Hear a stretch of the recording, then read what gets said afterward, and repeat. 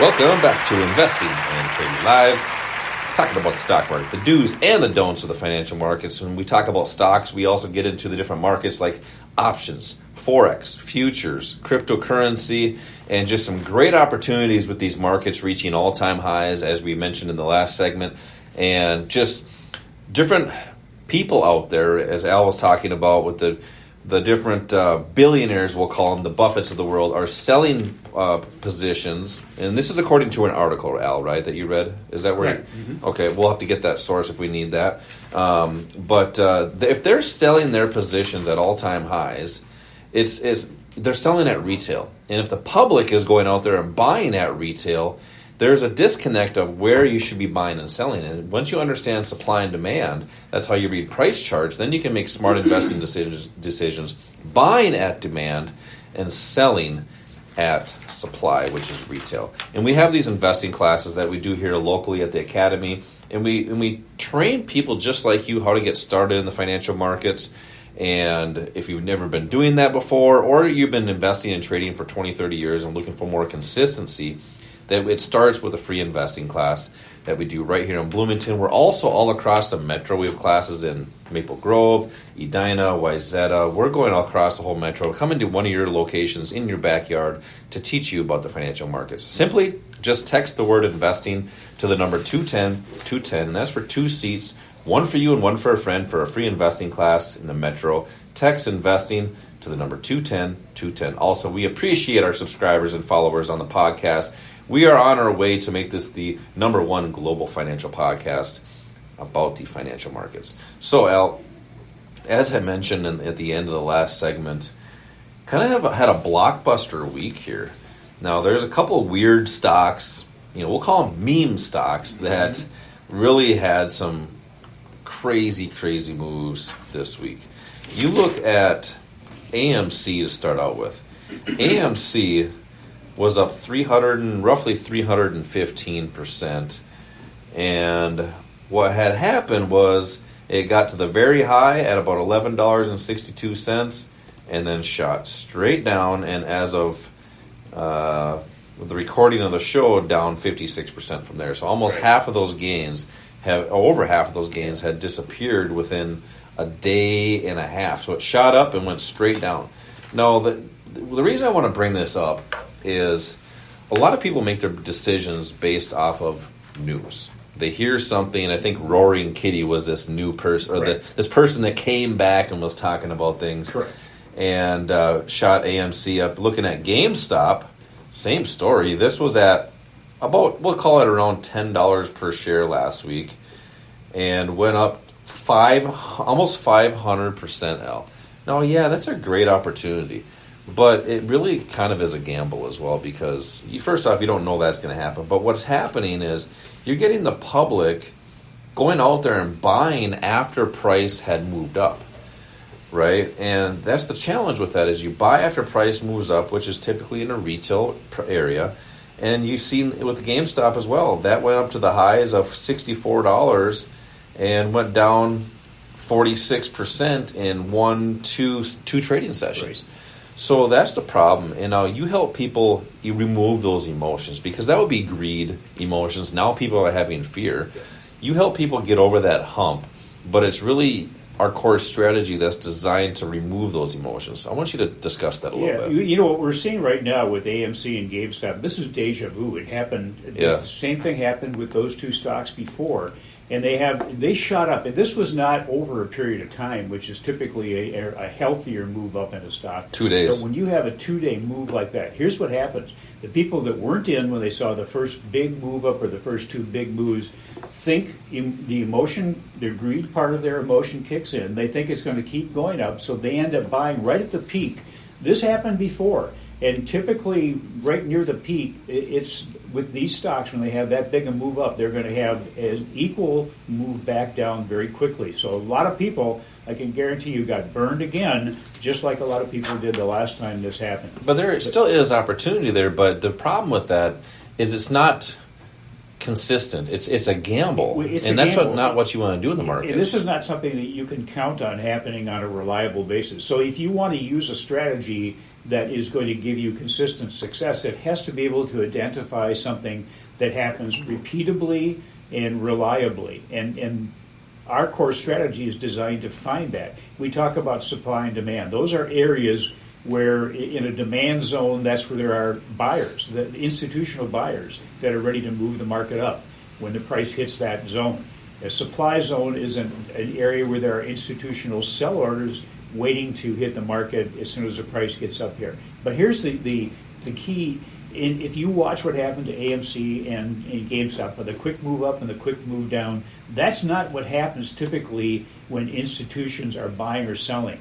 They don't want you to know what they're doing. They don't want to have those big moves, because if they have a huge position, let's say they've got $10 billion worth of a stock they want to unload. Mm-hmm. If they were putting all of that order out at one time where it was visible to everybody, the same thing would happen that just happened to AMC and GameStop. The ride down would be so quick that almost a very small percent, I should say, of what they want to sell would get filled where they want to sell it. And then they would just be causing a problem for themselves as they keep driving the price down, and they'd be selling lower and lower. Mm-hmm. That's not what they want to do. So they have a way of kind of hiding their orders. Fortunately for us, our core strategy was designed by guys that understand that, so we can find what they're trying to hide. If you can find that, then you can trade right along with them and not trading against them. And when you look at the majority of the activity in the markets, 80% or more is controlled by the big institutions. So if you're going to follow somebody, if you want to be successful, like in anything else you do, follow the people that are truly successful. Mm-hmm. And that's what our core strategy is designed to do. Yep. This is not as hard as Wall Street wants you to think it is. They intentionally make it hard. Why? Because they need you to feel you need them. That's one of the ways that they provide a profit for themselves, or fees that they charge. We're seeing more and more, I think more this year than I've ever seen from our students coming in saying that they put their money with somebody that they trusted and they lost money. They either lost money or weren't doing as well as the market was doing, and they're upset, they're frustrated, and they don't know what to do. That's why they're coming in here. They want to get educated on how to do this. And the truth is that the number one financial topic that people understand the least is investing in. That's really important. It's not being taught in school. If you don't understand investing, and you just try to put your money into something because other people are making money, that's a recipe for success. You have to use something that puts the odds in your favor, that you have the probabilities of whatever you're doing working in your favor, and then you understand how to get out of a position. And there's two exits. One is if you're wrong. This is, again, where emotions come in. When we see something go against us, for a lot of us, our thought process is, well, I think I made the right decision, so this is short-term, it'll come back, and they hold on to their losers longer. The other problem is they don't know when to get out if they're right. They see something go up in value, they either get out too soon or they hold on too long, and this is probably the most prevalent example or what's the word I'm looking for, situation is because they hold on too long and then they let the profit be taken away. So you have to understand, you have to know how to learn when to get out if you're wrong, when to get out if you're right. Yeah, I think the key, what you were mentioning there, is being able to find the buying opportunities, but also being able to find the selling opportunities, and then adding the odds and probabilities in your favor with proper capital management. And that's what we show you how that's done in these investing classes. The investing world it's a world that, like you said, most people don't understand, and that's why we have these free classes, so people can see what it is, and then at least you can make your own educated decision if the markets are even for you. If they are, what might you need? What are you looking for help with? So come into one of these investing class and just check it out to see if the markets are for you, whether you're brand new for beginners or if you're a seasoned investor and looking for more consistency. To come into these classes, just text the word investing to the number 210-210, and that's for 2 seats for an investing class, one for you and a friend.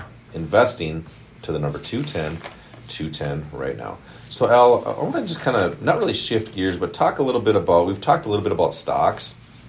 I want to mention just some different commodities that have been really moving very well.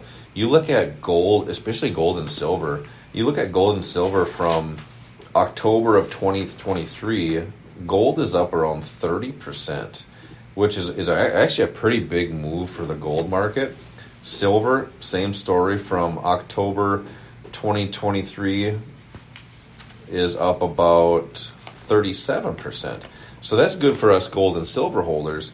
And it kind of seems like that market might be beefing up a little bit as a safe haven at one point. The challenge is it's been correlating with the markets. It's kind of silly how these safe havens are kind of correlating with the markets. You look at the U.S. dollar as well.